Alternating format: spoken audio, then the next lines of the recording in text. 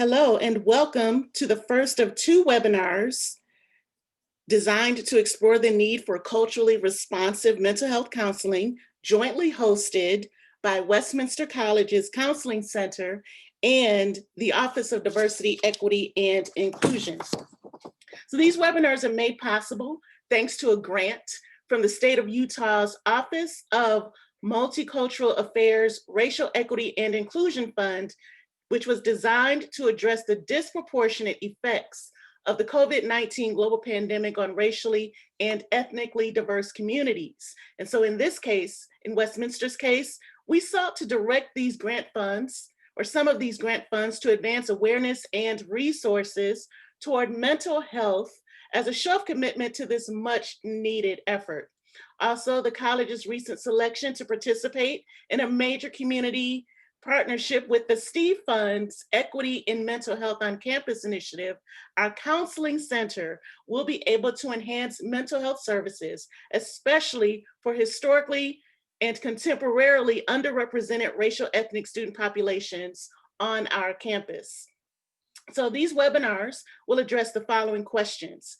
What are the social, cultural, and organizational barriers that exist for BIPOC, LGBTQAI+, and students without documentation to address mental health care on campus during the pandemic? How can we as an institution promote access and build trust with communities of color and LGBTQAI+ students? And how to raise awareness with staff and faculty to support students to seek mental health services. I'm Dr. Tamara Stevenson. My pronouns are she, her, hers, and I serve as the Vice President of Diversity, Equity, and Inclusion, Chief Diversity Officer, and Associate Professor of Communication here at Westminster College in Salt Lake City, Utah. So along with our Counseling Center Director, Erin Gibson, I'm glad to welcome each and every one of you, including students, graduates, staff, faculty, and campus leadership, along with community partners, colleagues, and associates, acquaintances from near and far to this event, now in a virtual format. You could have chosen to be a lot of places, but you chose to be with us right now, and I thank you for your support. At this time, I acknowledge Utah's indigenous populations, the Goshute, Diné, Paiute, Shoshone, and Ute peoples, and I ask you to join me in acknowledging these communities, their elders, both past and present, as well as future generations. We acknowledge their stewardship of Utah's lands through many generations. Before I introduce our speaker, a few housekeeping details. To ensure that the event goes smoothly, please keep yourself muted, keep your audio muted, and there will be a Q&A following the speaker's remarks. The chat function will be used to message relevant information going forward, and the closed captioning function should be available to support your engagement as needed. This event is being recorded for archival purposes. And now I am honored and delighted to welcome our guest speaker, whom I highly respect and appreciate her distinctive space in this work, especially in Utah, but of course around the world, because she is worthy of being around the world doing this amazing work that she does. Dr. LaShawn Williams, LCSW, is an assistant professor in the social work program at Utah Valley University. She has worked in higher education for nearly 20 years, beginning in student affairs and adjunct work before moving into administration as an interim director of multicultural affairs. As a faculty member, her commitment to student success is an integral part of her teaching philosophy, born from her student service roots. Her dedication to successful student outcomes informs her research and her collaborations with students, sharing space during the semester in her classrooms, both in person and online. Her research is centered in identity development, parenting, racial socialization, and faith from the lens of relational cultural theory. She is frequently requested locally, regionally, and nationally to speak on issues of anti-racism and religion, and has co-founded multiple professional and cultural spaces working for the uplift and nurturing of Black communities, such as the Black clinicians and the Black LDS Legacy Group. She owns Relational Spaces in Orem, Utah, where she works as a therapist, educator, and consultant to create change across difference where connection matters most. With that said, once again, I thank you, Dr. LaShawn Williams, for being with us today. Thank you so much, Dr. Stevenson. Good morning to everyone. I appreciate so much that land acknowledgement, and I wish to acknowledge the Timpanogos Ute, on whose lands I occupy. I am appreciative of their stewardship as keepers of this space and commit my time, efforts, and energy to continue to work towards solidarity, uplift, and progress on each of our behalf. Thank you for inviting me to your space to speak with you about culturally responsive mental health care, which I kind of dubbed as a creating connection in the times of COVID-19. I have probably way more information than is necessary for today, but I wanted to make sure that I engaged effectively and appropriately with each of you across these three very broad connection points that were shared with me from my colleagues at Westminster. So as you heard Dr. Stevenson go through them, we're going to look at the social, cultural, and organizational barriers that exist for multiple exploited, historically exploited, which we now call marginalized, underrepresented, and underprivileged communities, but all of those things are based in a structural and systemic exploitation of these communities. And what we're looking to see is what are the barriers that exist for them so far as accessing mental health care on campus during this pandemic. The questions for how can we as an institution promote access and build trust within these communities, and how do we raise awareness within our functioning faculty and staff to support students and to encourage and empower them to seek mental health services. Now, with this, they're very broad topics, but there are a few points that I want to hit within each one as we engage this topic and attempt to have this conversation. So first, I think it's really important to understand mental health as a basic need on college campuses.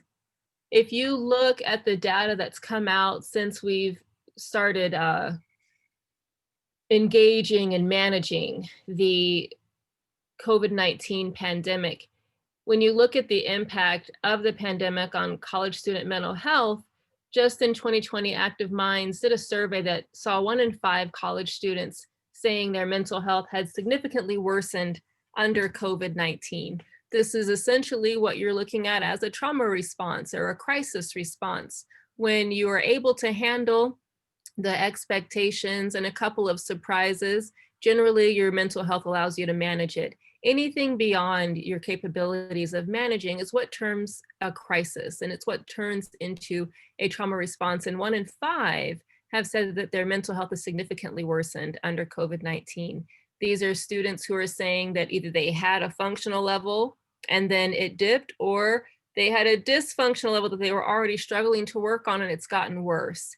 We're looking at 80% of students reporting that COVID-19 has negatively impacted their health. And so when we understand mental health as a basic need on college campus, we're looking contextually at where we were before COVID-19 and how COVID-19 has exacerbated where we previously were and how we were already functioning. So Real College, it's a project out of the Hope Center at Temple University in Philadelphia. They started collecting data about basic needs for college students, and they collected data in the year of 2018 and published it in the spring or fall of 2019. And of the 86,000 students that participated, results indicated that 45% of respondents were food insecure in the prior 30 days of the survey when they took it. Now, how does food insecurity affect your mental health? 50% of respondents were housing insecure in the previous year.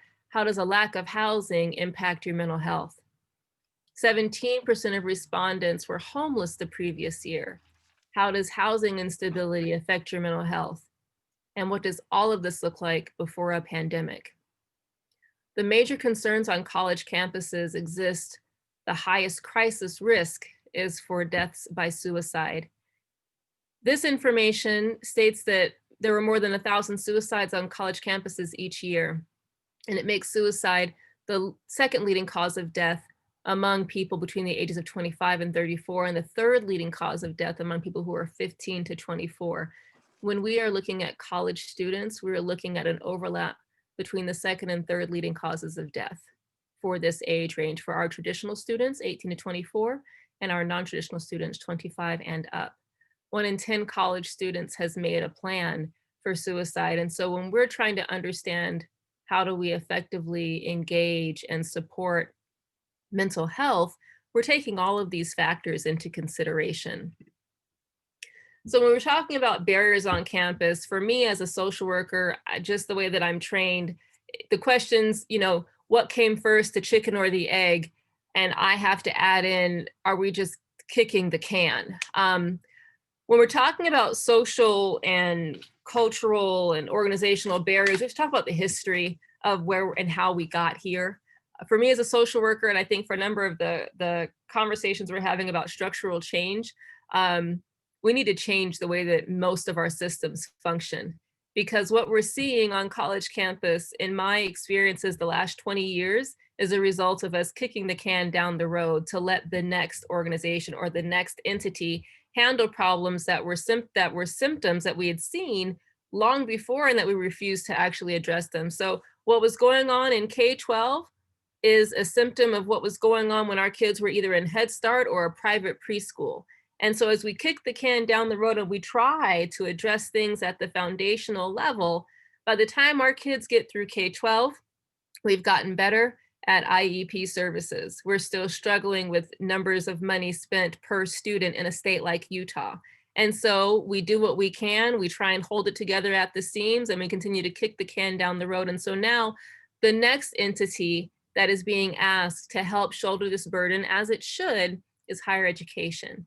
And so in some ways, I believe that we've kicked the can down the road a bit. However, I think that there are resources on college campuses that we can more effectively utilize at times that can benefit and maybe fill in gaps that weren't possible to fill during the K-12 process. So as we look at this, it's nothing new.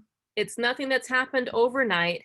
College is a continuation of K-12. We've made college more accessible, but we haven't made it more affordable. We've given our students more expectations to succeed in college, but we've given them less resources, or we've removed resources from their ability to succeed. So as we're kicking down this can down the road, we have talked and we've said, well, it's okay, we're all in the same boat, and we're not. We might all be in the same storm, particularly where this pandemic is concerned, but we are not in the same boat. And as higher education professionals, it's on us to understand, do my students have a boat, or is it a raft? Is it the scene from Titanic where Rose and Jack are on a piece of plywood and then it's just Rose? Like, these are all really significant questions we need to be asking, because the can is getting kicked, and we as higher education professionals are going to also kick the can to the workforce.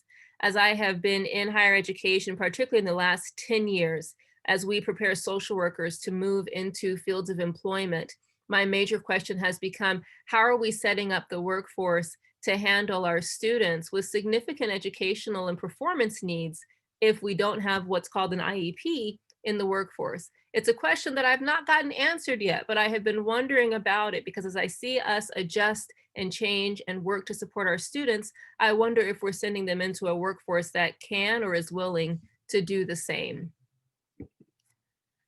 So when we understand basic needs on college campuses, it's very simple. You all are familiar with Maslow's hierarchy of needs. You've got the 5 levels. The top is self-actualization.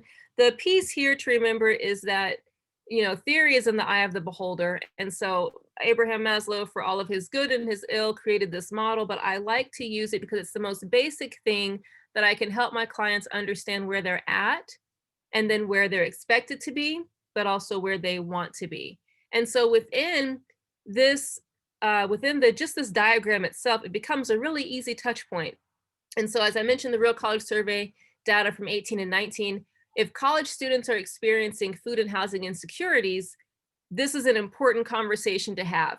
Prior to COVID-19, a lot of our mental health assessments would start here, love and belonging, right? How are you feeling? Do you have friends on campus? How are your roommates? How's classroom going? How's the classroom going? Are you involved in clubs and organizations, right? These questions are how they would come into our counseling center offices, and we were ready because we knew co-curricular activities, friendships, belonging, connection to the institution, connection to campus, right? School pride and school spirit, all those things matter, and we would meet our students where they were. I just want to have friends. I just want to feel accepted. I'm trying to work through my relationships, whatever that might be. There might be some conversation about, I'm feeling some stress or struggle from my family, but I'm away from family. I'm here on campus. I'm in the dorms. It's not that bad. I just want to know, how do I continue moving forward? The thing about it is that we would take levels 1 and 2 into consideration before COVID-19, if it was needed, right? We're not necessarily doing a whole bunch of deep psychodynamic work, although Westminster has an amazing psychodynamic-based program for mental health counselors. We're not necessarily doing that because we don't necessarily have the time, right? We're here to help on a short-term basis our students who come into our office. What COVID-19 has demanded of us is that we now have to start at level 1. We've got to start at looking at our students' physiological needs. That's their ability to breathe good air. We talk about the inversions that happen all the time in our smog and our air quality. That becomes even more important when the pandemic is a respiratory virus that is putting so many people at risk of not just sickness, but death, but sickness and recovery. Access to food, water, sex, sleep, homeostasis, and excretion. The thing that I focus the most on with my clients as they come in is this idea of homeostasis, which is balance, right? And we all consider balance to be how things normally function. And what's been our catchphrase during the pandemic is, what is the new normal? What's the new homeostasis? This becomes the question that we start asking and engaging where our students are concerned.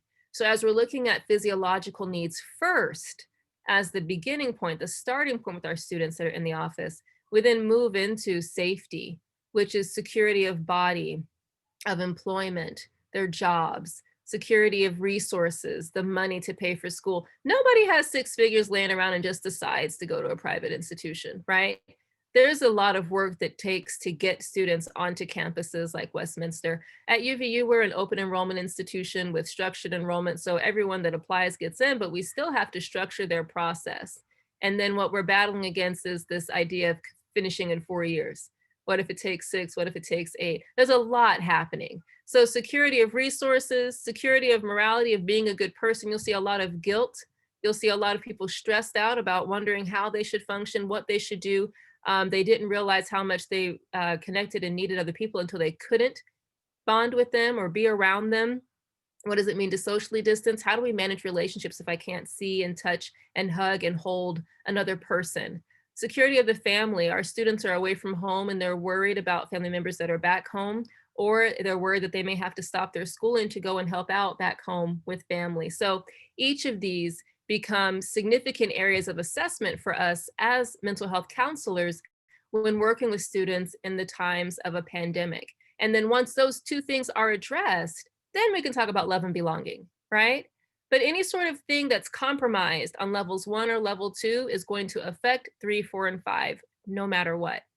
So when we're assessing connection and we're assessing making relationships that matter and creating new ways to explore the depths of a relationship with another person in the times of a pandemic, we're also talking a lot about, how did you learn to do this before the pandemic? How can I help you either access that in a healthy way or gain new behaviors? Mental health is a basic need for a lot of our students on college campuses. Now, when it comes to understanding culture and being culturally relevant, I'm going to give you a very informal way to do it, a semi-formal way to do it, and then the formalized DSM-5 suggested way to do it. Because when you're meeting a student where they're at culturally, what are the right questions? What are the wrong questions? I can't teach you all of the 180 countries, if that's even the number, here in the world, so that you can understand all of the cultures within them. But what I can teach you is relationship. I can teach you how to cultivate connection. And I have used this iceberg for the last 15 years in all of my classes, talking about what it means to be an us, right? What it means to be a me. I like the iceberg because it is, I mean, it's handy. When you think about the iceberg and you think about our idioms, like our sayings that go along with an iceberg, we say it's just the tip of the iceberg, meaning what you see is just the beginning of so much more that's there. This applies to our students. This applies to everything that they've brought with them, because they bring not only themselves, but the dreams and the hopes and the wishes of their families, of their ancestors, of their community. All of these things are really important for each of them. So when you're looking at an iceberg, you want to be more approachable. Well, I tell you who you don't want to be. You don't want to be the Titanic. And the Titanic is not a bad thing, but the Titanic's perspective about itself was the part that was problematic, because it was the biggest, the greatest, and the boldest ship ever created in the world. And when it saw that teeny tiny iceberg, it's like, it's just an iceberg, we'll be fine. But because it underestimated the impact of the iceberg, it led to its own destruction. We need to not be the Titanic. We need to be more like the bear, if anything. But when you think about what melts ice, you have to think about warmth. And so for us as folks who are working with people in culturally relevant ways, are we warm? Are we warm enough to melt the ice? Are we savvy enough to break the ice, and to do so gently, you know, with respect and with dignity, and then maintenance of a connection? Where do you start? The possible depths are endless. You'll see on the left-hand side, there's surface culture, shallow culture, and deep culture. But there's an emotional response and an emotional responsibility for each of those levels. Like an iceberg, 9/10 of culture is below the surface. And so the easy thing in our assessment is to focus on what's easily seen. And you see that those lists there above the surface are part of what gets someone into our office. What keeps them is getting into shallow culture, looking at the concepts, looking at the words that are on the screen. If you were to tell somebody, tell me your story, what's the best way to understand you so that we can most effectively interact together? You'll see them start to say, I think it's really important that you understand my concept of time. I'm always going to be late to session. I really apologize for that. We've got a lot of great research now around executive function deficits and neuroscience. Can you make space for that? Can you make space for, I'm going to block it a little bit of time to help you know that you can come a couple minutes late, but then I'm going to maintain that time boundary because we still have to end where we need to end. But let's try and get here a little bit earlier the next time. Can you work with that? Can you pick up these concepts and allow someone to share and to invite you into connection with them? What are the barriers to getting underneath the surface? A lot of them for us on college campuses is time and resources and wait lists, right? But time is usually the biggest one, because if student fees are funding student health services and access to crisis counseling or regular counseling appointments, we don't have all of the time that we need to really dig into that level 1 and level 2 stuff. But in the times of a pandemic, we have to work quickly, smartly, and efficiently. And then what's ethically responsible? This is what leads a lot of us to do more of our solution focused therapy, some of our CBT, a little bit of our crisis counseling, anything that's short term and that gets you to a level of functioning so that you can get to ideally a level of health, thriving, and growth outside of session. But as clinicians, we're constantly thinking through what's going to be the best thing that I can do, what would I love to do, and what's going to be most ethical for me to do. So in using the iceberg concept of culture, it's an invitation, it's a neutral anchor within session to let the client be the expert of their experience and for them to invite you into their unspoken rules and their unconscious understandings about who they are as a person. And so you'll see things, particularly within the pandemic, that pop up. You'll look at the theory of disease. If you've got a student who's dealing with family members that are not wearing masks or that are subscribing to conspiracy theories about the pandemic, yet it flies in the face of their own health experiences.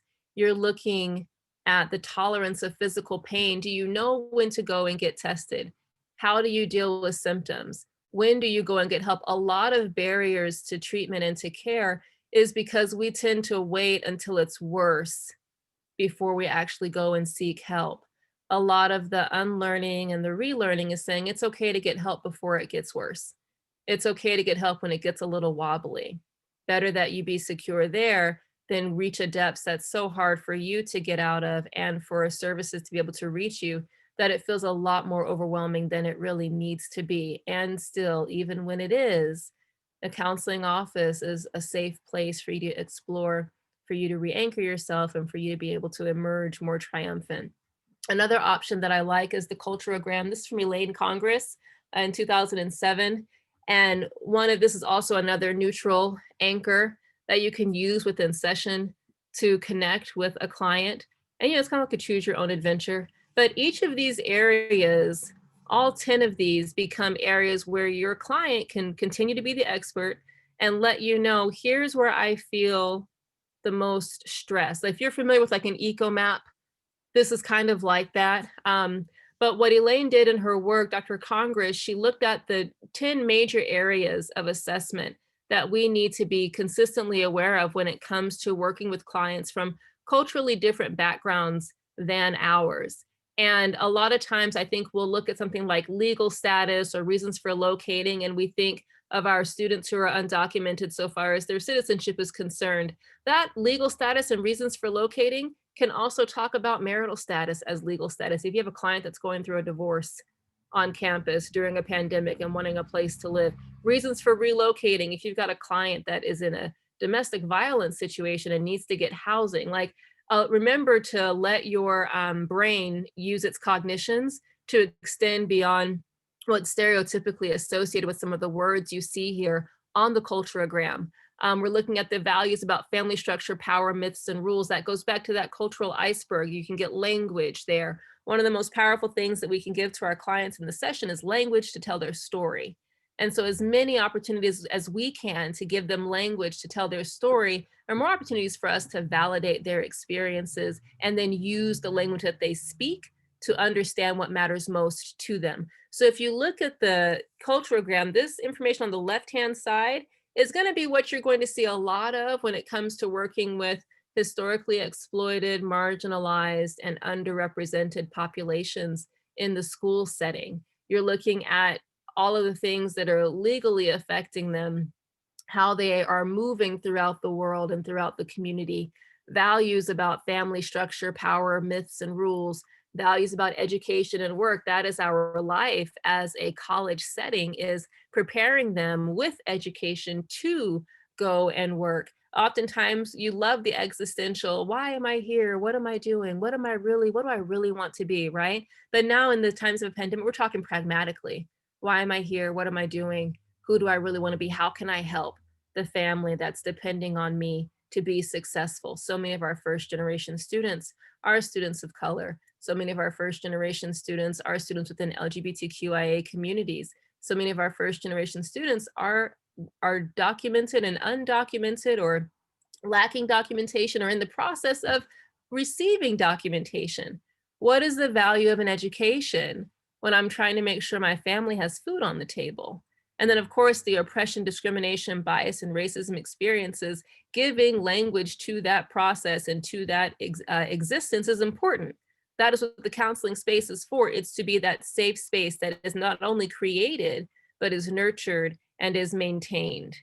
So as you look on the right-hand side, you've got health beliefs, impact of trauma and crisis events, languages spoken at home and in the community, time in this specific community, and then any contact with cultural and religious institutions, holidays, food, and clothing. That's that surface level cultural entry point that we can always use. And depending on what your client is feeling and how they're experiencing their day in that moment, you may be anywhere on this culturogram, but every place is significant and every place is an opportunity for relationship.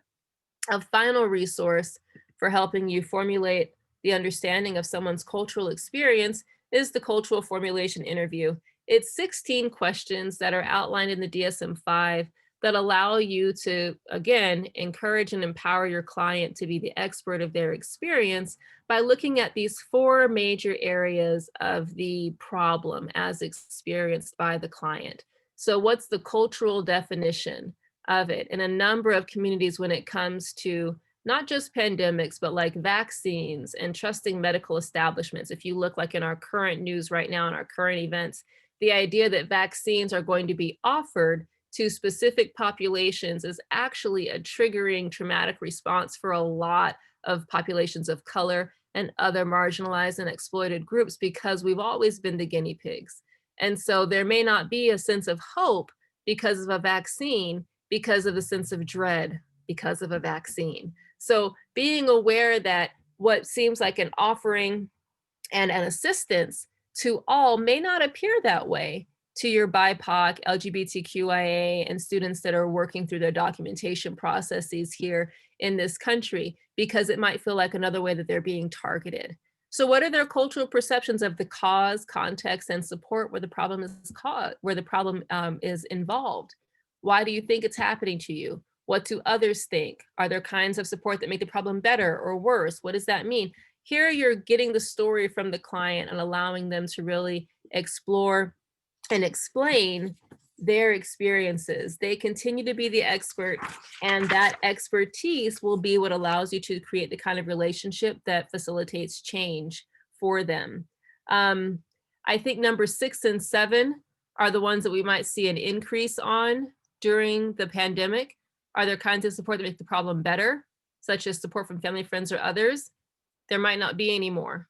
There may not be a person that they can call and rely on, because maybe they're the person that was relied upon in the family system. Number 7, are there any kinds of stresses that make your problems worse, such as difficulty with money or family problems? If you have students that are out of state and that are trying to figure out how to manage being here and caring about there while they're in our campus counseling centers, that's an important piece. And so what do you do with that, right? If these things are in or outside of your control, what's your perspective and connection to them? How do we help with that? What are the various ways that they're trying to deal with the problem? Has it worked? Is it still working? Should we look at changing it or adjusting it? All of these questions allow you to get the clearest picture of your client over the course of a few sessions. Now, if we're looking at barriers to wellness on campus, I really appreciate the definition from the World Health Organization here in the bottom left-hand corner.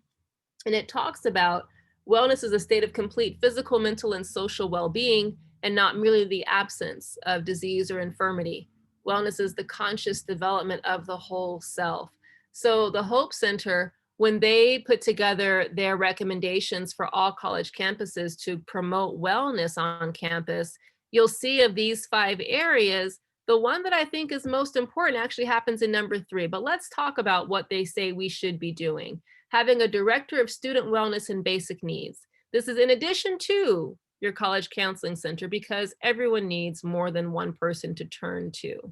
Evolve your programmatic work to advance cultural changes on campus.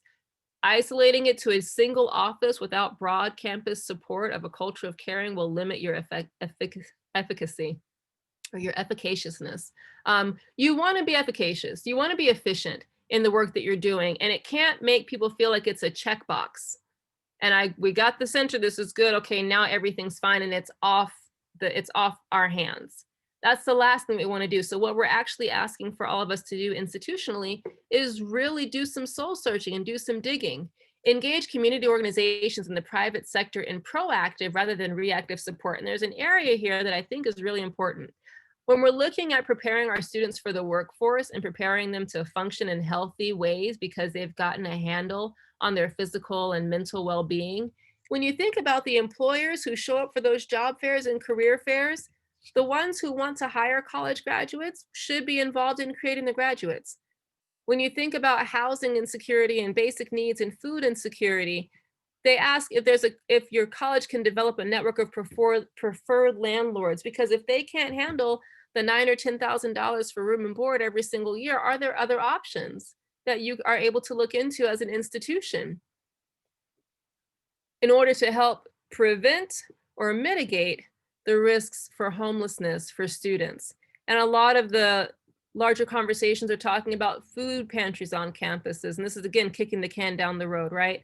Food pantries on campuses, or utilizing our service vendors to reduce prices wherever possible so that people can get their housing and their food needs met, because it's hard to do well in school if you're hungry and if you don't know where you're going to sleep at night.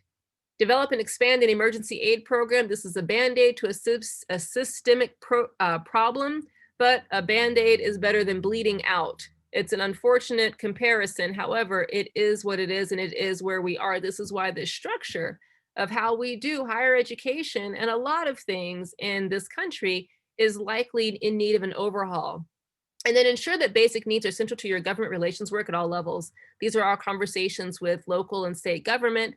These are our conversations with our donors and our sponsors. These are our foundation discussions. Like, what are we doing to make college a launching pad instead of an anchor weight around the ankles of our students? It used to be that college and education was the key to progress and to success. And now we are unfortunately falling into the category of being one more problem for our students to have to manage and maintain. And none of us started off with the intention of becoming a weight to people's progress or a deterrent to their success. So when you're promoting access on campus, again, contextually and historically, it's important to understand, what have we had these conversations about before?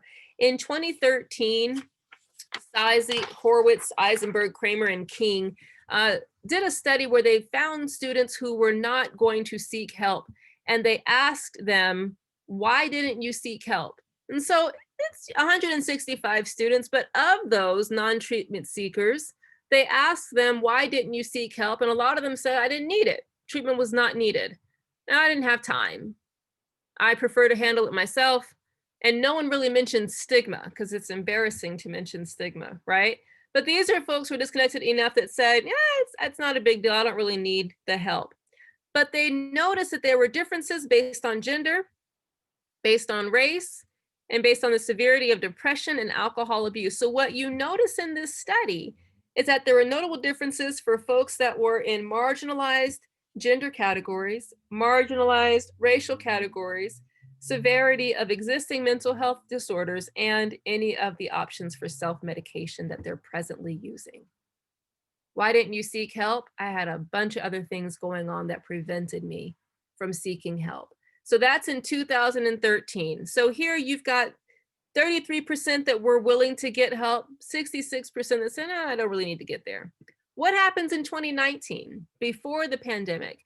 The World Mental Health International College Student Initiative gave a survey now to almost 14,000 first-year students in 8 countries along the world, and they found that now only, instead of the 33% that were willing to get help, they found that only 25% of students reported that they would definitely seek help. And the most commonly reported reasons not to seek help were, prefer to handle it on my own, and I want to talk with friends and family, and said, this is all before the pandemic. So what we're noticing is it didn't necessarily get better. It actually got a little bit worse. You had students who were willing to get help, or who weren't willing to get help a little bit, in 33%, down to 25% in 6 years. Now, when you're forced to get help and you weren't willing to do it just last year, how do you get ready now becomes the question. So this idea here speaks to stigma, feeling too embarrassed to ask for help. We're talking about an ideology that follows our students because of who and how they are positioned when they enter our institutions. Feeling too embarrassed. Do you know how hard it took me to get to college? It's not like I just had 6 figures laying around and decided to go to a private institution, right? That took work. And now you want me to admit that I can't handle it when I had to handle it all just to get here in the first place? No way, it's too embarrassing. And so again, you look at the bottom right, having 12-month major depression, already managing mental health, alcohol use disorder, self-medicating, suicidal thoughts and behaviors, these ideations from isolation, from not being able to talk, not being able to reach out, or not getting the answers that we feel like we need to help us hold on. All of those were associated significantly with a reduced reporting of needing and wanting to seek help. So what do we do with that? Ebert and Al concluded that attitudinal barriers and not structural barriers were found to be the most important reported reasons for the hesitation. Now that seems curious when you think about it. It's people's attitudes towards mental health and not the structural barriers, because the idea is if we remove the barriers, then attitude will still keep them from reaching out. But if you also know anything about college students, 18 to 24, 24 to 35, identity development is huge. And identity development influences attitude about seeking and receiving services. Cultural backgrounds influence attitude about seeking and receiving services. Barriers are just one more layer in the conversation. And so Ebert and all said that given that the preference to handle problems alone and stigma appear to be critical, they said, well, maybe there's ways that we can use the internet, some more non-threatening, maybe more anonymous ways to have students engage and seek support, especially if it feels more like a mutual aid approach, that it's, more unique and private, and then we can kind of function and address the needs in that way. In Utah, the one thing that I'm aware of that we have that's accessible across the entire state, K-12 through our USHE institutions, is the Safe Utah app. I know that Westminster is not listed on the app so far as being able to provide a tip or to reach a counselor immediately. And I don't know the story there and would love to have a conversation later as to what the story is around that. But what are we doing institutionally to provide as much access that is truly accessible via the internet, yes, but also free and funded, not necessarily indefinitely, but funded because it provides a service? What are we willing to do and offer to our students so that we can actually support them? As an institution, we actually have to do a little bit of soul searching around that, because if it's not something like Safe Utah, if we look at just the demographics of our students on campus, and I was looking at Westminster's demographics to see from 2019 what our student body profile looked like. Total enrollment was about 2,000 students, right? Between our undergraduate and our graduate students. First year students, half from the state of Utah, half from out of state, 3% international or non-resident students. And so when we're trying to figure out as an institution, how do we promote access and build trust with communities of color and LGBTQIA+ students and students that are working through their documentation experiences, we have to ask the question, how many mental health counselors do we have on campus? And if we really wanted to connect with all of our students, how long would it take to do one intake session for every undergraduate and graduate student within the fall semester? Let's say you have, I just picked a number, 4 counseling staff members. For 2,215 students of 4 staff, that's a caseload of 554. How many days would you need during the week in order to do an intake session? You would need 60 weekdays, which is 3 months, in order to do 9 intakes per day over the course of 3 months. How long is a semester? 3.5. The semester is over by the time you're able to do your intake with your fall semester students. That's just an intake. That's not follow-up. That's not crisis. That's not additional ongoing sessions because you've got a treatment plan in place. That's just intake sessions. It takes you 3 months to do that. A whole lot happens in fall semester. We start seeing seasonal affect disorder, seasonal affect depression. You've got holidays, you've got crises that come along with that. You've got our heritage celebrations that are happening. You've got incidents of bias on campus. You have a lot happening. And if all we're able to do is staff our counseling center so that they can do 1 intake or 9 intakes a day for 3 months straight, I don't know what our institutional commitment is to really promoting access. Now, does that mean that you go and you create a larger counseling center? If you can, I think that we should. I'm always surprised, whether it's our academic advisors and counselors. At UVU, we have the same thing. BYU, same thing. We have a couple of counseling staff and thousands of students, and then we wonder how we're supposed to manage these wait lists of 3 and 4 and 5 and 6 months, and then we've got to tell our students to go off campus, and it's out of pocket if they're not on their parents' health insurance. Like, it adds a whole lot more into it. And then besides just the numbers and the quantity, what and who do our counselors symbolize? I will tell you, in the time of this pandemic and Black Lives Matter, it has been hard for any of my friends who are not Black to have Black clients because of what they represent just by when you walk into the room. And that's something that we have to be aware of and be cognizant about. Because if we represent a system that is somehow or another connected to the oppression of a marginalized group, are we aware of what that's going to do to the clinical relationship? And are we prepared to engage it? And then how do we bring access to students if they're not seeking services? It requires some creativity. And one of the things that I think can help us with that is, how do we raise awareness for our staff and our faculty to support students that seek mental health services? Basic needs statement, put it on the syllabus.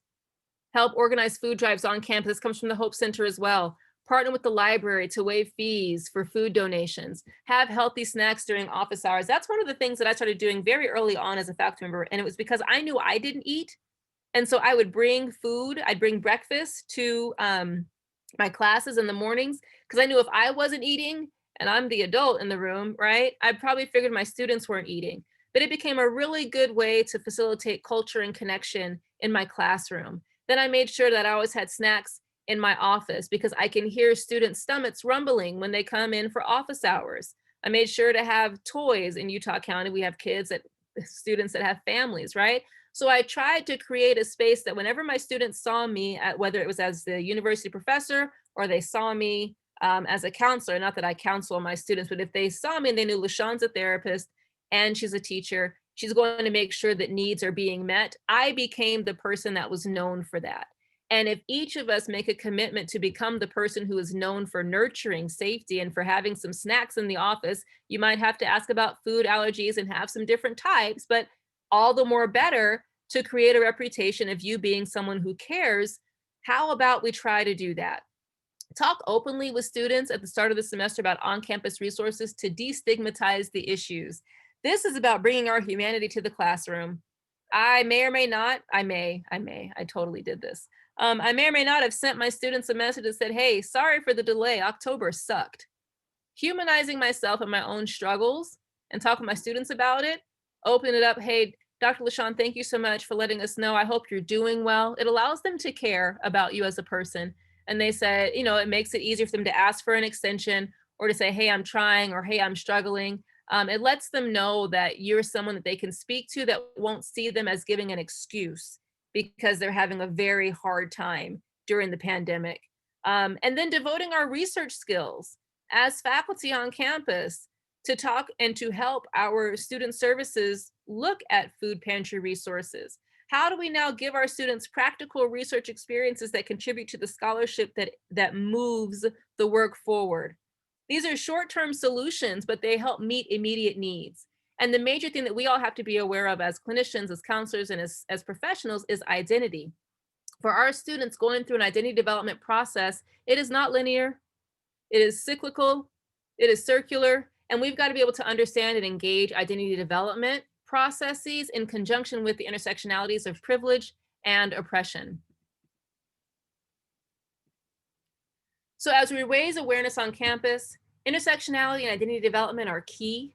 I just copied and pasted a piece from our code of ethics as social workers, and I love to talk about this because it lists all the things that we should be paying attention to, seeking education about, and working to understand what diversity looks like socially and what oppression looks like systemically with regards to all in each of those categories: race, ethnicity, national origin, color, sex, sexual orientation, gender identity or expression, age, marital status, political belief, religion, immigration status, and mental or physical ability. Now, out of this entire list, I tell my students, how many of these can you see immediately upon looking at a person and know the answer?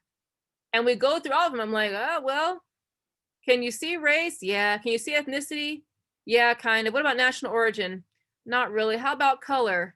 Yeah. Well, what about sex, sexual orientation, gender identity? I don't know. And all of these lists, minus maybe like a physical ability, right? Most of these you can't see. You have to have a relationship to be able to understand them. The one that you can see is color. And it's the one that we seem to always have the hardest problem talking about. I don't see color. Why can't we all just be human? I still hear that in 2020. I've been in higher ed for 20 years and I still hear it. The one thing we can see that can influence everything else is the one thing we're most uncomfortable to discuss. And so in raising awareness, we've got to get comfortable talking about the lists and the pieces of an identity that each one of our students have, that each one of us have, because it impacts our interactions. So as a counseling center or a counseling entity, when we're looking to develop culturally relevant services, are we talking about hiring to facilitate representation? What's it like to walk into a session and your counselor looks like you? This is important because we all exist in one or each of these quadrants at a different time. We are either the privileged counselor or the marginalized counselor, working with the privileged client or the marginalized client. And every single color-coded concentric circle in those quadrants influences the impact and the growth and the trajectory of the relationship. And it all starts with our own awareness of self. And so one of my favorite interventions that I love to use with clients, I do this in class just to get everyone to tell on themselves, is this one, the themed family portrait. And what you do is in any of your classes, or even, of course, in an assessment session, if you're trying to figure out what's an easy way to melt the ice, what's an easy way to kind of do an icebreaker, this is not easy. This is expressive arts therapy, and it's fantastic and it's wonderful, but it gets people out of their heads, out of their intellectualizing, and into expression. And if you say, okay, if you were to tell me about your family and you had to pick one of these theme ideas, which ones would you pick? And then why? And you let them draw. It can be a homework assignment. You can say, if you tell me about your roommates, tell me about the classes that you're sitting in, how would you describe them? You can get a lot when somebody talks to you about buildings in a town. You can see a lot when someone describes a weather scene, because what you're doing is you're having them externalize their emotional experience into a pictorial representation. And so now we're not talking about the roommates, we're talking about clouds in the sky. We're not talking about our parents, we're talking about plants in a room. We're not talking about our siblings or our spouses or our partners or our relationships, we're talking about clothes. We're not talking about our teachers and our professors or our clubs or our experience in community settings or this experience we had at a rally. We're talking about books on a shelf. Anything that allows someone to not have to be inside of their head, but comfortable enough to create objects that allow you to connect. This is how you connect. And even when you're walking or talking with our faculty and staff, what's it like for you when you think about having to engage cross-culturally as fairy tale characters? What would you pick? How would you describe this experience? You can get a lot from people when you invite them into a space where they can tell their story. This is the most important part, is that this is what we're trying to do, is tell the story. We've got to be people who are ready to hear the story, and not only ready, but that we've earned the right to be invited into someone's intimate internal experience, these private experiences on the inside. When they give word to them and they give language to them and they share it with us, it's an honor. And when people are being bogged down by the stressors of the pandemic, there's a story that's going to come out of it. And it might be a story that we don't have language for yet, but if we can depict it, then we can discuss it. If we can name it, then we can tame the associated emotions with it.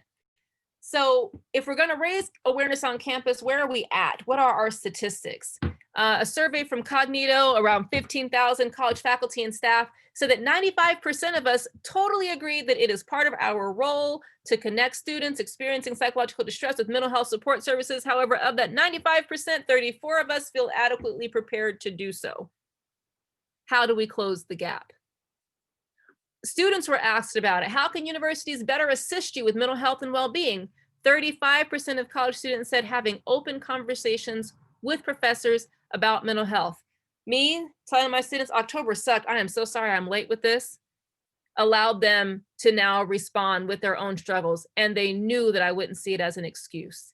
But the more open conversations we have with our students about mental health, whether it's ours or someone else's, or if we're just asking, how are you doing? Or if we take a break to check in, those kinds of things are what help us raise awareness on campus. Barnes & Noble said that students need to know that support is available to them when they need it. This goes to our waiting list. This goes to our staffing, right?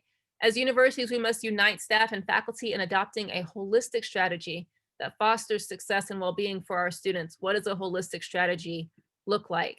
So when you're thinking about this path that we're taking, consider building self-care into our institutional practices. I have never seen people be so cognizant.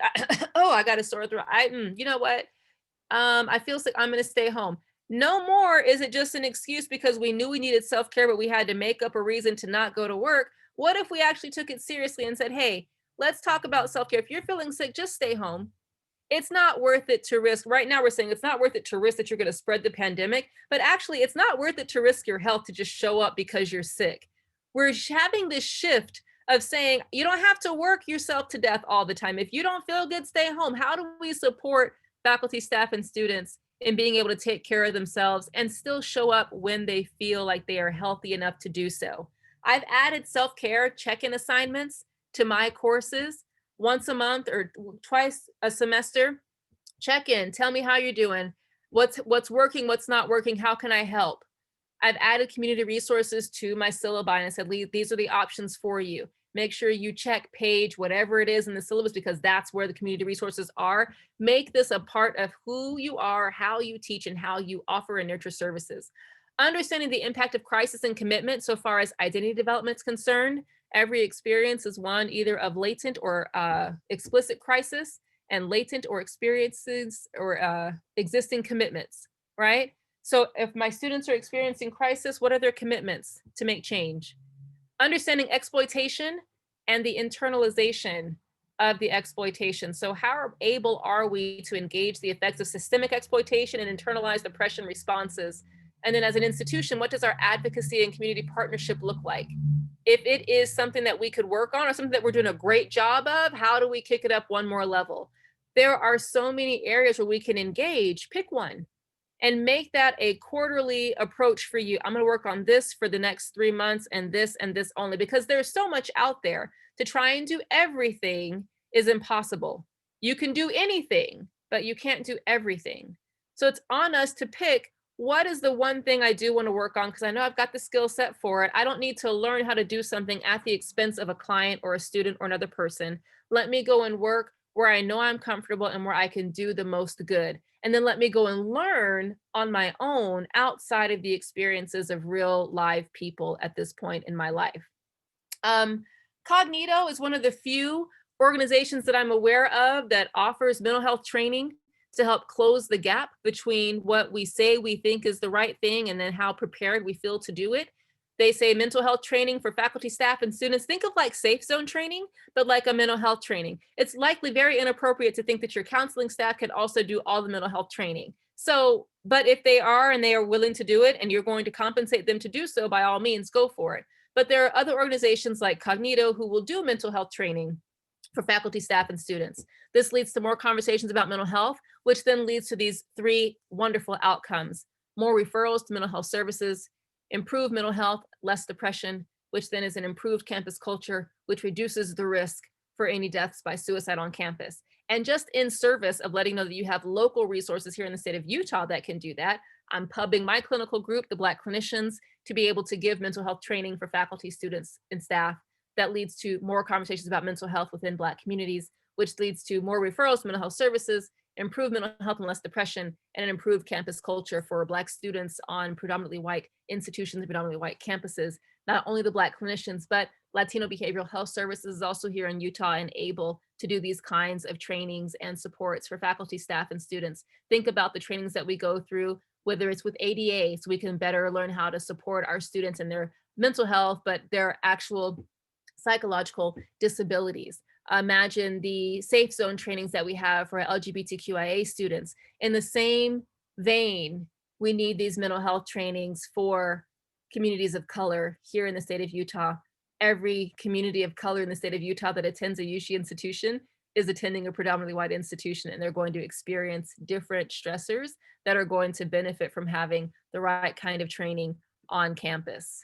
And that is everything that I've got. I know I went a little bit over. I apologize. I know I talked fast. I hope the transcripts could keep up, but I wanted to open it up now for any questions that you all might have, and just to thank you for your time here today. Thank you, Dr. LaShawn. Attendees, I sent an email in the chat that we welcome your questions. You're able to do that directly by unmuting yourself, or you may put a question in the chat. Dr. LaShawn, there is a question in the chat from you from Sheila Jacobson Long. So if you would like a moment to just process her question and then respond. Sure. Thank you, Sheila. Appreciate that. It's a Monday. I try to be incredible every day, but we got lucky today, right? How do we reach our marginalized individuals who historically don't access therapy or services due to their understandable distrust of providers or stigma of mental illness? So You can't reach people that don't want to see you. One of the things that you do want to do is figure out where do they reach out? And then how do I create a connection with that person that can then leverage the response? So if you're looking at BIPOC students, most of them have a club or organization on campus. What we want to do if we are not BIPOC is reach out to those advisors and say, hey, how can I support, or are you seeing that there might be any need of the students in the club for mental health services? What can I do to provide information? What could be helpful? What are they struggling with? I would like to support, but power talks to power, right? So you go to the place where they are safe to speak up and you ask that person to leverage a little bit on your behalf, because nobody wants to go and invade a space and just show up because you want to like save the world, right? It's noble, but it just kind of can trigger people like, oh, why are they in our space? Don't go in the space unless you know you're being invited to do so. So that's one of the ways you can do it. And then if you want to just simply validate the fact that they've got that understandable distrust of providers or a stigma of mental illness, what's the research say? Is there a way that your office can talk about or can provide information that shows why this distrust has happened? Whether it's the Tuskegee syphilis experiment that happened within Black communities, or if it's the sterilization experiments that are happening with incarcerated women, like if it's Henrietta Lacks and the use of her stem cells, like what is it that makes the fear make sense? Let's talk about that fear and how much sense it makes. Let's validate that. And then let's say, what would it take for you to start trusting again? And that slow, deliberate process of creating an environment, maintaining and nurturing the environment, that's one step along the way. Does that help, Sheila?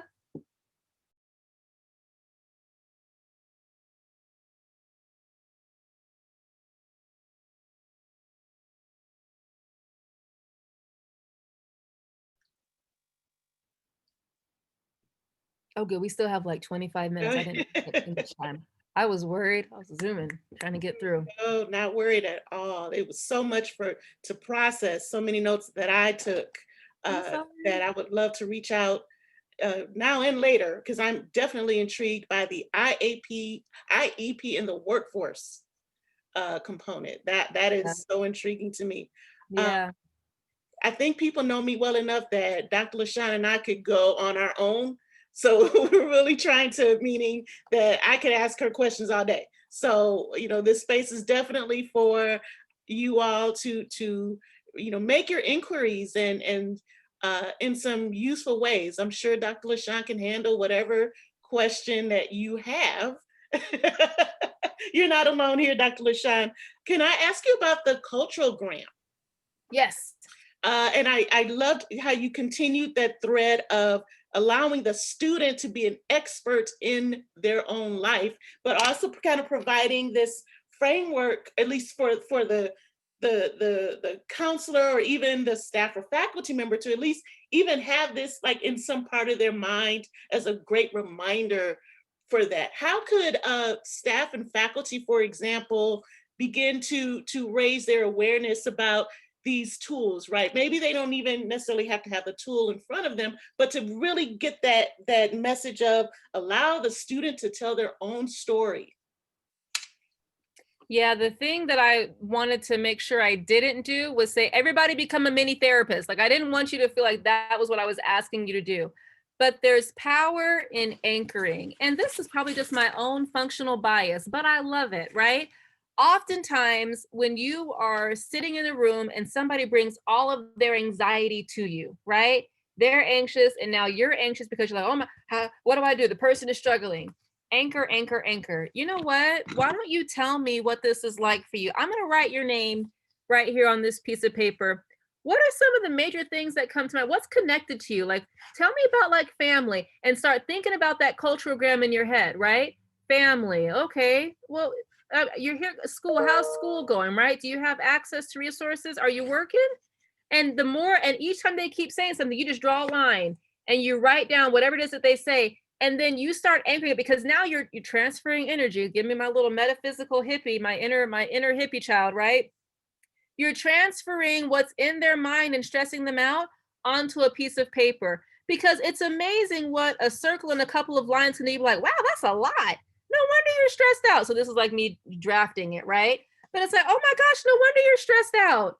Thanks for coming to sit in my office. You want a granola bar? Like, let's talk about a couple of things. You know, I'm not a therapist, but I know that we've got the counselors on campus, and I've got the crisis line. Do you know about the crisis line? Like, you can call them and they can get you in. Tell them I sent you. I love the warm handoff.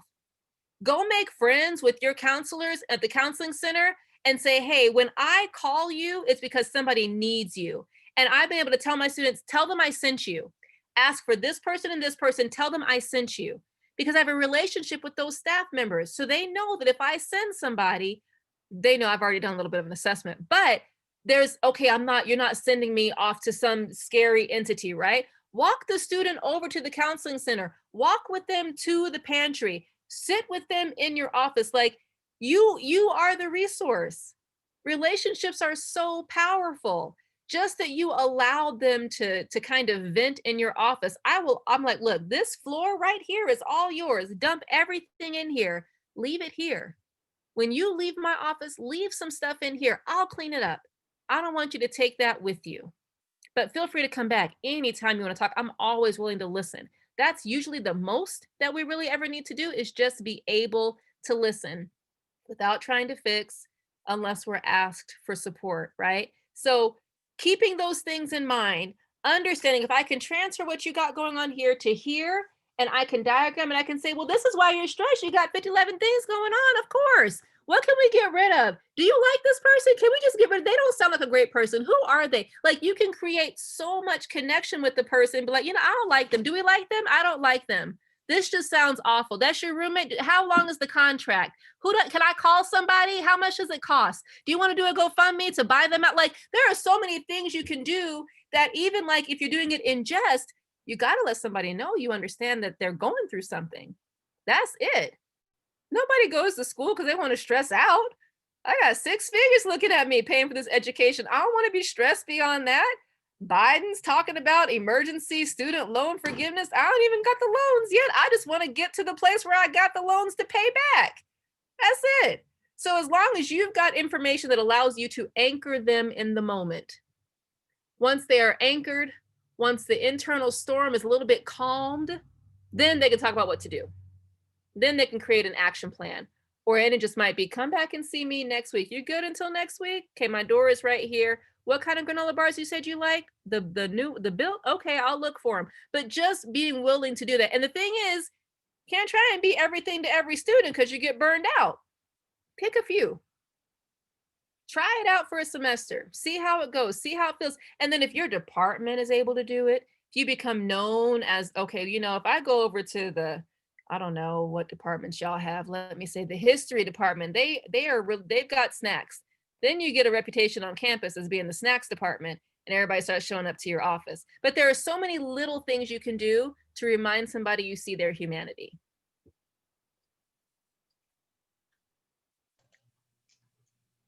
See, I'm a professor. I can talk forever. Y'all have to like wrap it up. Wrap it up. I've got a question. So as part of Westminster's strategic planning process right now, there's a big focus on wellness and equity. And there's going to be a physical space for that. Sort of wellness hub is the word for now. And I'm curious your perspective on sort of what are the, if there was a quick bulleted list of like what should be in a space focused on wellness resources for students, what should that look like, right? We've talked a little bit about food access, a little bit about counseling services, spaces to be mindful, but it's still very, very infant. And so, you know, having done a lot of work in this space, I'm curious, yeah, what is your utopian vision for our wellness hub? Naps. Like, I love a place to sleep. You know what I mean? Like, and I think sometimes we demonize vegging out at times, and especially if we're still social distancing. You know, what does that look like? What is it? And if you've got students that are, you know, experiencing any homelessness, do they have somewhere they can go and take a nap? Like, that's really important.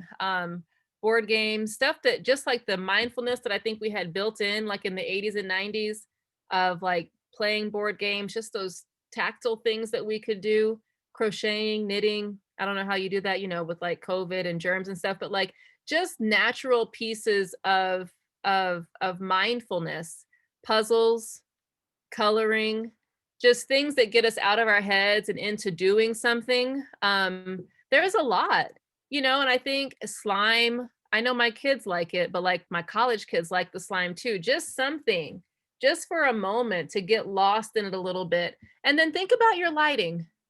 Think about the lighting that you have in that space, just because, you know, the institutional white lights, but just the mood lighting, or, you know, diffusers and good smelly things. Anything that attaches like the five senses is going to be an easy spot to help people connect with their wellness. And what would the presence, what would, you know, full wellness look like if it wasn't just the lack of illness? And then creating things that move us towards holistic wellness.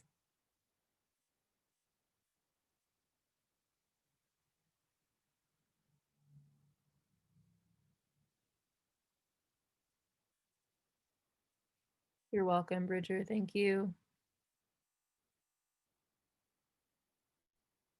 Sound bowls. Sound bowls.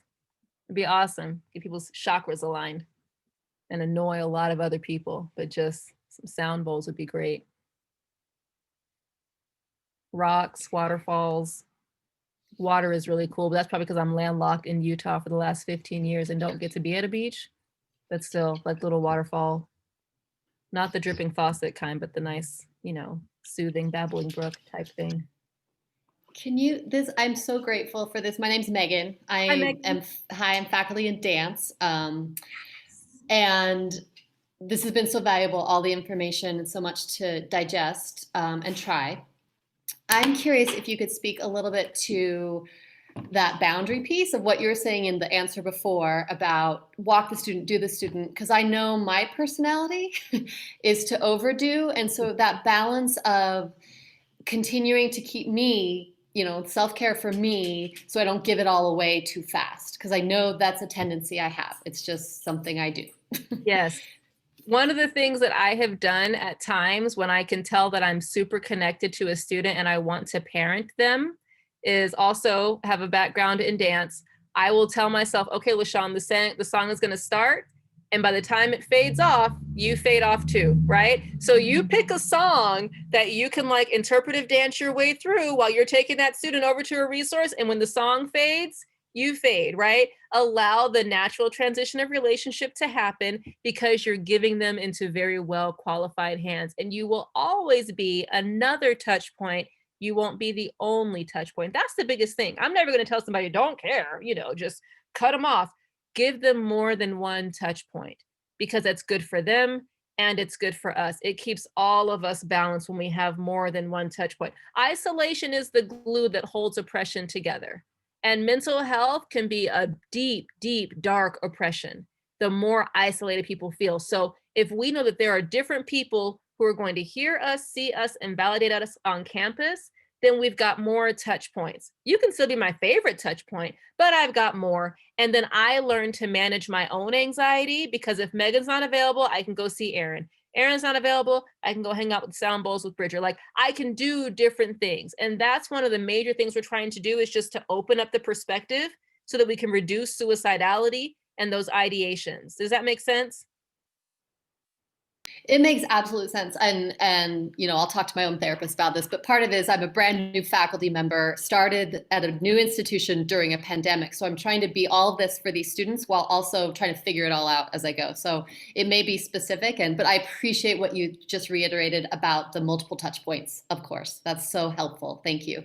Yeah, multiple movements in a dance section. Like there's so many symbolic pieces you've already got as a dancer that can apply to building and maintaining relationship. Like, you know, you can do harmonies in the music, you can do this movement starts and then this one does. Like that's the natural forces. There's more than one thing happening at once. Okay, Erin's question, how do we foster connection while students are not physically in space with facility or faculty, staff, and counselors during the pandemic? This is where your expressive art stuff comes into play. You got to give them that touch point. All right, here's what we're going to do. Either go find something and bring it back to session and let's talk about it. Go find me the coziest softest item you can think of. Like if you ask me that,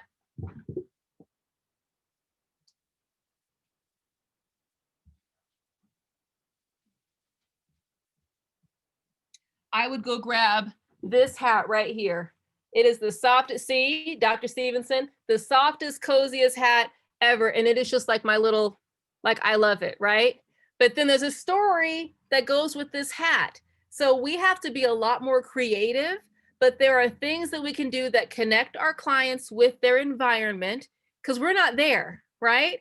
If I can connect you to something in your environment, it's one more touch point, but not the only touch point. So go grab the softest thing and tell me the story about it, right?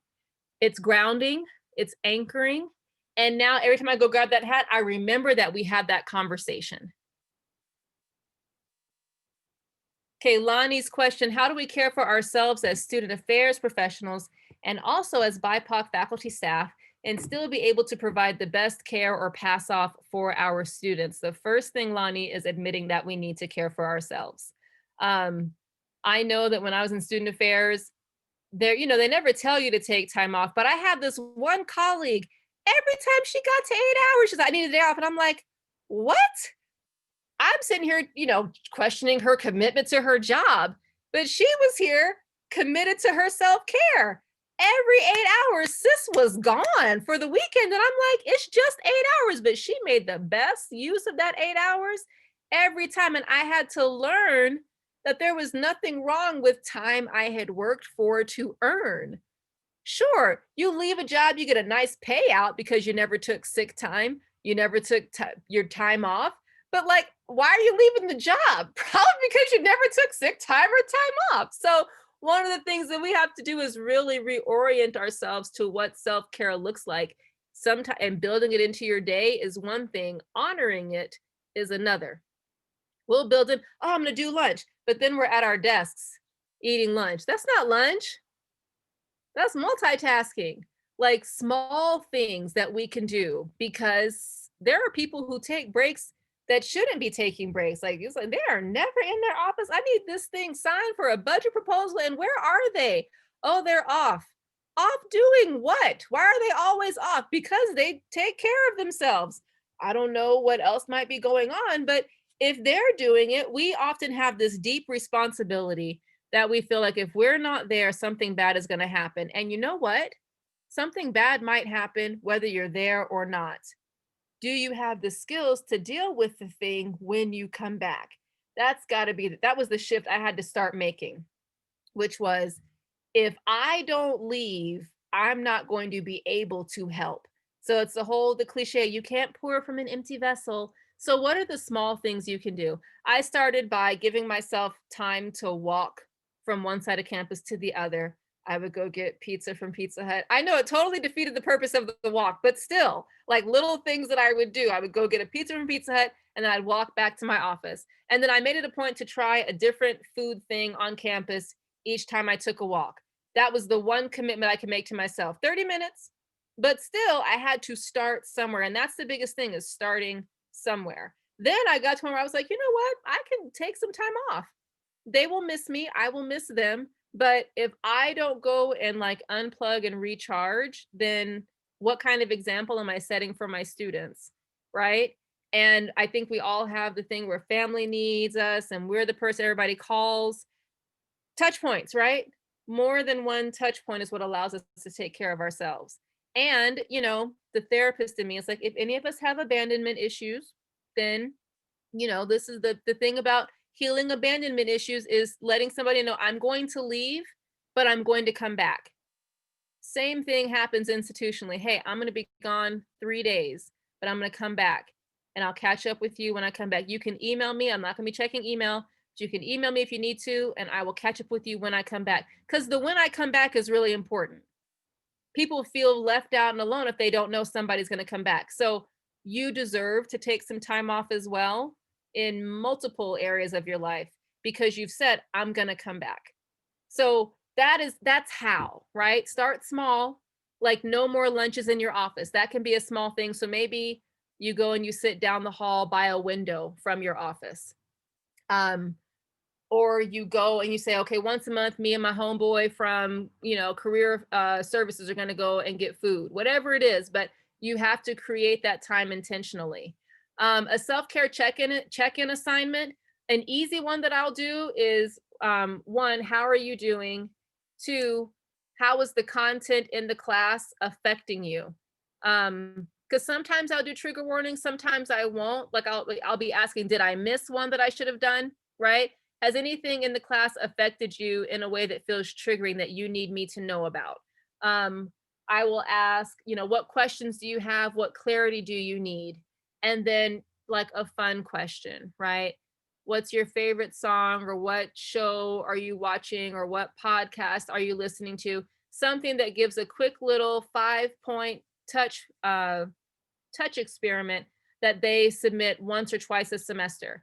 The University of Buffalo social work program has an entire self-care assignment. If I can grab the link, I'll drop it here in the chat, but it has a whole thing that students can do. And it's really, really good because they create like their own self-care plan, their crisis plan, and like it becomes its own like semester assignment. So I don't actually recommend that unless you're really trying to implement the assignment as well as like lecture and discussion and check-ins into your courses. Oh no, it's 12:23. Okay, more questions. We have a question. I've been waiting for y'all. Go ahead. So as leaders on campus, she's the president, I'm the vice president of BSU, and we're just trying to figure out ways that we can help our community, but also trying to find spaces where we can do that, because on our campus, we don't really have a place that's ours that we can like stop code switching and like just be ourselves.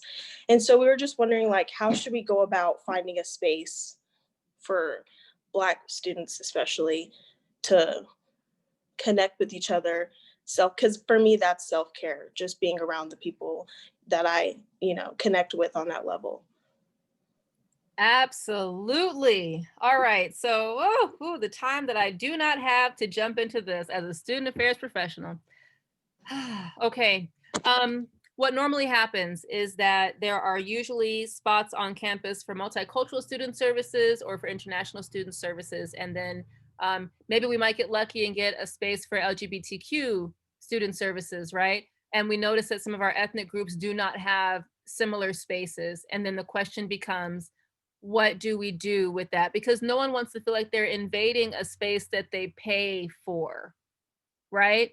The idea is that anywhere I go should be able to be a Black student union space, but then you're like, oh, do I really want to have to deal with the questions of, well, what if we had a white student union space? The whole Westminster is a W, it means white. Like, what do you mean you need a white student union space? You already have one, it's built into the institution. But those conversations are institutional conversations. And then institutions get work, well, then we got to create a space for everybody. Yes. Or you could change the institution so that everybody feels like they don't have to necessarily go to a space. However, if they want one, you have a gym. It doesn't mean like, well, we should just have weights all over campus. No, you have a gym so folks can have access to weights. It's okay to have specific spaces for specific groups if you are really committed to giving them the opportunity for unapologetic self-care. Until that is a reality, community spaces that can donate their time, like I think of, what is it, Mestizo Cafe usually has a space where students can go just kind of chill and hang out. Look at sister institutions to see what process they have gone through to create a space. Start with an office that's vacant, build to a lounge that is vacant, and then build to a center. But you do have to start somewhere, and people need to be able to appreciate that space. We don't ask for folks who are looking for safety within like like rape crisis center. Like, we don't balk at that. We're like, of course you need a space to go and speak with other survivors. It's the same thing. If you're surviving racial violence and managing racial trauma, you need a space. All BIPOC students will need it. Those who are experiencing any sort of systemic trauma based on living in the society that we live in that has yet to, revolt and change how we treat each other, you need spaces. And those spaces can connect and combine and create solidarity, but those spaces can also be separate, because separate is healthy and separate is healing. So I would say assess your campus space and say, is there a lounge or a room or something that we could have scheduled on a regular basis? And if we start there and if we demonstrate that we're really using it, then can we talk about getting something official? But starting somewhere is important. So I would start by reserving a room if you're not already doing that, and then trying to go and kind of build from there. And then if you can get like the library or student health services to create like a specific focus on, let's say, Black literature or Black authors or whatever in the library, then it's a space that's curated on a regular basis, not just February, right? Same thing, maybe in the counseling center about, you know, Black mental health or whatever it is. Like, just start going and like creating spaces in these public places that are just for Black students. For those moments can also be a way to create that space for you. And then, but until then, renting a room or an office, or asking, can we convert this? Can we split this in half? Can this half be our side? And what, like, options. I'm happy to brainstorm with y'all if you ever want to. We do. So we'll be emailing you soon. Well, our time is wrapping up. Dr. LaShawn, personally and professionally, thank you for your time. Thank you for your expertise. I'm sure there were others who wanted to be here, so that's another reason why we wanted to record it, so that it could be made available to our campus community to be able to glean such practical, well-informed content as we at Westminster continue to build capacity for serving our students. Again, on behalf of Erin Gibson and our counseling center and our counseling staff and our Black Student Union leadership, and I'm just so thankful that we were able to do this, particularly coming off of our Thanksgiving break and just having you all here. Again, this has been made possible through our Racial Equity and Inclusion Grant, co-hosted by my office, the Office of Diversity, Equity, and Inclusion, and the Counseling Center. Our second webinar will take place Thursday, I believe that's a Thursday, December 10th, at 3 o'clock with Sandra Stokes, who is an equity, social justice, and inclusion facilitator. Dr. LaShawn, any final mic drop moment, nugget of wisdom that you have already given us, but just one that we can walk away with? Be good to each other. Everybody is trying to carry a lot. Honor that space and offer to carry it with them. That's the thing that I think we can do most for each other. Thank you so much for this time, for this space. Continue to create and nurture connection. That is what I will leave you with. Thank you again so much. Thank you, everybody. Take care.